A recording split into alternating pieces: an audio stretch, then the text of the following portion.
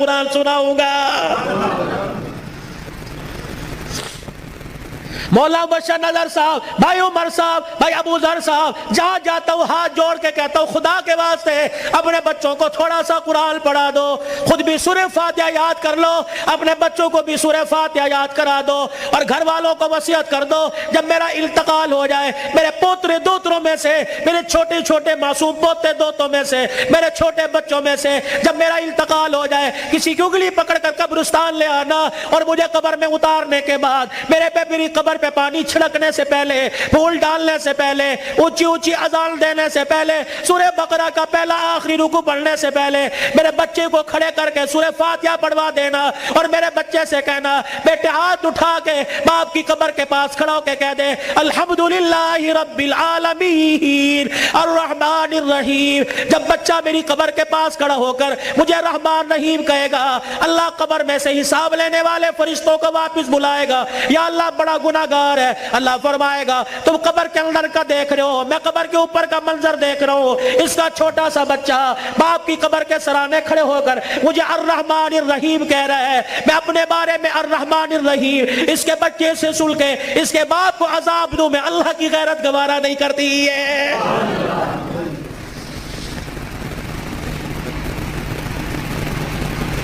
کتنا بڑا بنات کا مدرسہ یہاں بن رہا ہے. خدا کا احسان مانو کس کے دل میں اللہ نے ڈالا. تمہارا رشتہ دار نہیں، نہ تمہارے باپ کے خاندان کا، نہ تمہارے ماں کے خاندان کا. یہ اللہ کا کرم ہوا، باہر کا پیسہ کما کر تمہارے گاؤں میں لا کر قرآن کے ادارے پہ لگا رہا ہے. دعا دیا کرو، اس کے لیے دعا کیا کرو، اور اپنے لیے بھی دعا کرو. یا اللہ انگلینڈ کا پیسہ قبول کر لیا، میرا پیسہ کیوں میرے منہ پہ مار دیا؟ میرا پیسہ ڈاکٹروں پہ لگے گا، میرا پیسہ ہسپتالوں پہ لگے گا، میرا پیسہ جھوٹے مقدموں میں لگے گا، میرا پیسہ وکیلوں میں لگے گا. یا اللہ کب قبول کرے گا؟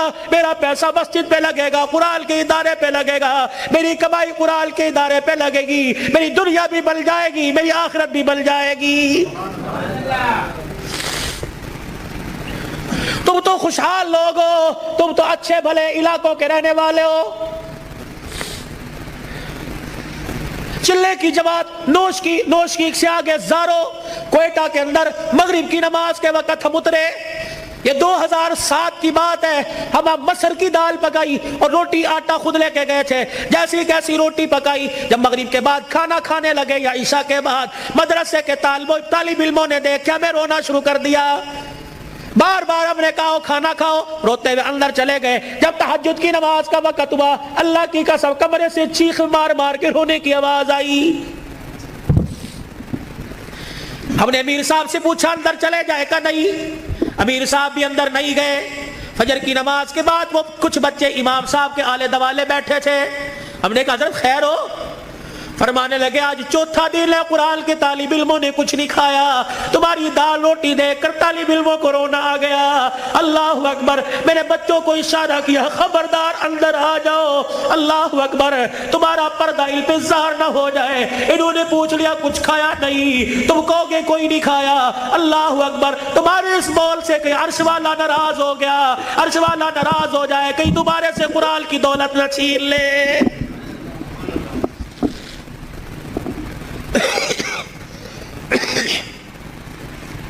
مال مویشی والے ہو، پیسے والے ہو، قاری صاحب اللہ پاک کا نوجوان تحفہ تمہارے پاس ہے.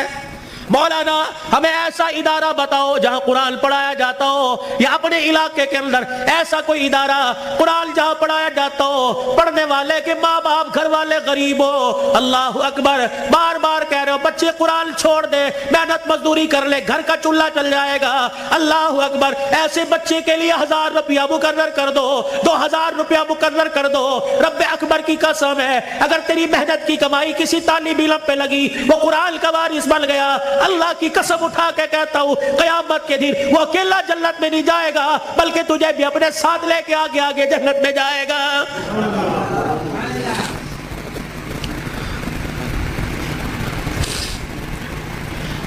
آخری جملوں میں اپنی بات کو لے کے جاتا ہوں میرے عزیزو، کل ابو ذر نے دولہا بننا ہے، اللہ اکبر، ایک جوان عورت کو، لڑکی کو اپنے گھر لے کے آنا ہے، پھر ایسے ملیں گے جیسے بڑے پرانی رشتہ داری ہو، کیا پتہ رشتہ دار یا غیر رشتہ داروں میں شادی ہو رہی ہو، اللہ اکبر میرے عزیزو، اللہ غنی، اس ابو ذر سے کہتا ہوں ساری زندگی بیوی تیرے پاس ہے، تیرے ہاتھ کا میوہ ہے، جب رات کو بیوی کے کمرے میں جائے اسے بھی وضو کروا لینا، خود بھی وضو کر لینا، آ جا پہلے اللہ کے آگے جھک کے شکریہ ادا کر لے، اللہ نے تجھے کوٹھے سے بچا لیا، اللہ نے تجھے حوث کا نشانہ بنانے والوں سے بچا لیا، اللہ نے تجھے بغیرت کی نگاہوں سے بچا لیا، پتہ نہیں اگر تیرے بھاگ پھوٹ جاتے پتہ نہیں کون سے کوٹھے پہ جا کے بیٹھتی، اللہ تجھے قرآن کے سائے میں پروردگار عالم نے تجھے میرے گھر بھیجا، تو بھی شکرانے کے نفل پڑھ، میں بھی شکرانے کے نفل پڑھوں، پھر دونوں میاں بیوی مصلی پہ ہاتھ اٹھا کے بیٹھ جانا، یا اللہ گود آباد کرنا، کوئی گانے والا نہ دینا، کوئی قرآن کا وارث دے دے، کوئی متقی دے دے،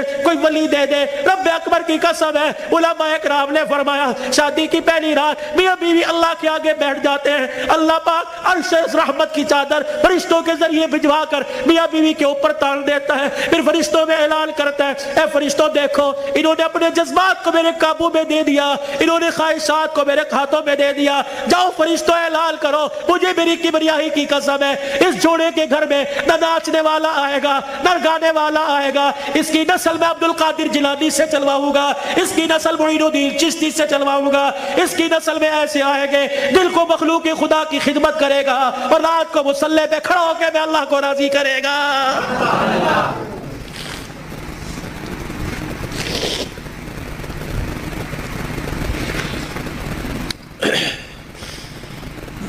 صبح حضرت علی فجر کی نماز پڑھ کے آیا، دروازہ بجا، کون؟ فاطمہ، اندر آئے، سیدہ فاطمہ الزہرا رضی اللہ تعالی عنہا چکی چلا رہی ہے، صبح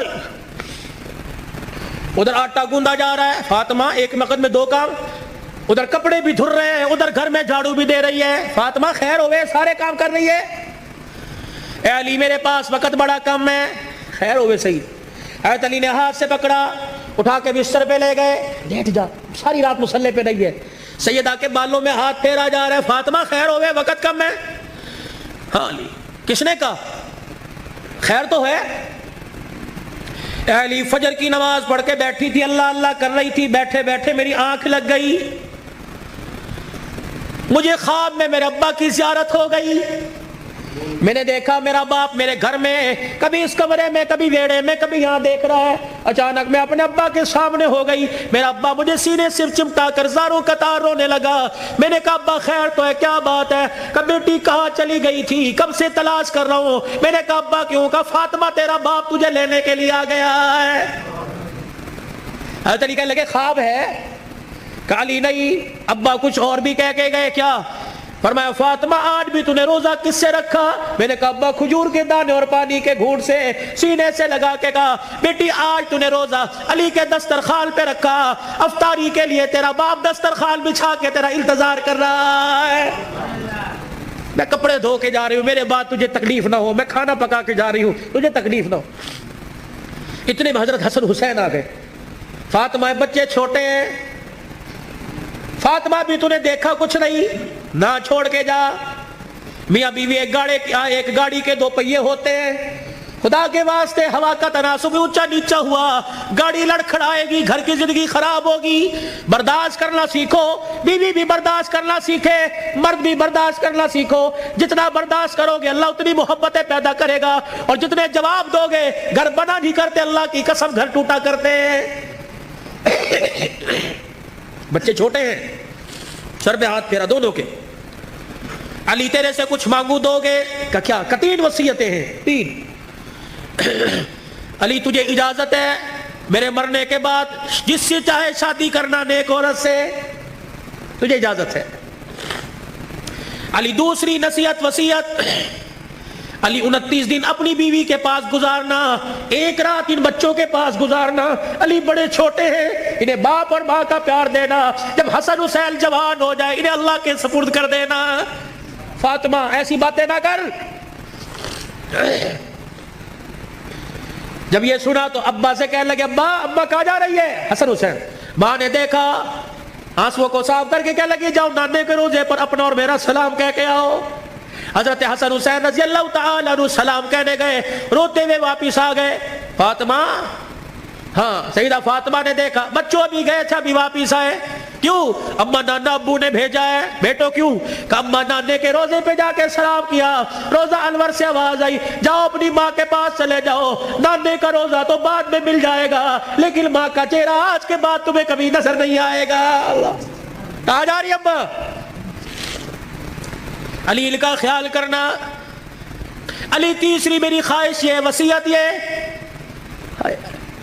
بول فاطمہ، جب سے تو میرے گھر میں آئی ہے تو نے آج تک کوئی سوال ہی نہیں کیا. علی میرے باپ نے میرے منہ پر تالا لگا دیا تھا، علی کی حالت پتلی ہے، علی کا روزگار کوئی نہیں. فاطمہ علی سے کوئی سوال نہ کرنا.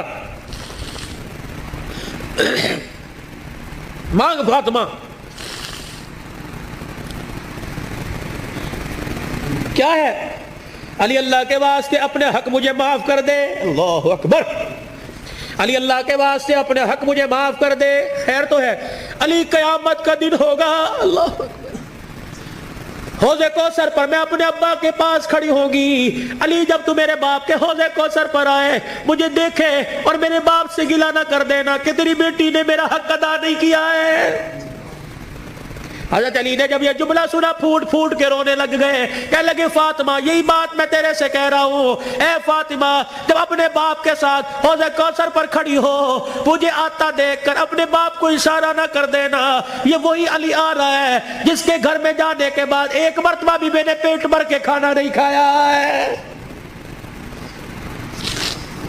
یہ وہ گھرانے اللہ کی قسم جن کا چرچا آسمان کے ملائکہ، جن کا ذکر سن کے آسمان کے ملائکہ رونے لگ گئے. یہ وہ گھرانے، یہ وہ محسنہ کائنات ہے، یہ وہ گھرانے کی عورتیں ہیں. شیخ عبدالحق محدث دہلوی رحمۃ اللہ علیہ نے لکھا قیامت کا دن ہوگا، علی کی گھر والی حسین کی اماں نبی کی بیٹی سیدہ فاطمہ الزہرا میدان محشر میں پل صراط کے پاس آئے گی، پل صراط پہ چڑھنے لگے گی. عرش عظیم کا مالک اعلان کرے گا یا معاشر الانبیاء والاولیاء.